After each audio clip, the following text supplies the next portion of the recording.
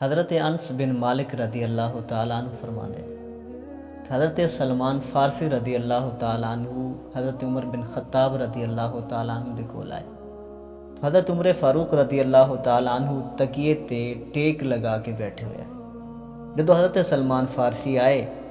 تو آپ نے انہوں نے ویکھ کے تکیہ حضرت سلمان فارسی نو دے دیتا تو حضرت سلمان فارسی رضی اللہ تعالیٰ عنہ نے فرمایا کہ اللہ اور اس دے رسول نے سچ فرمایا۔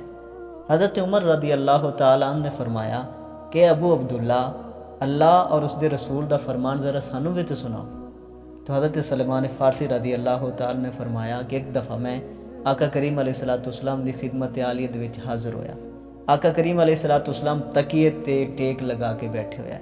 آقا کریم علیہ السلام نے وہ تکیہ میرے واسطے رکھ دیتا اور پھر مینوں فرمایا کہ اے سلمان،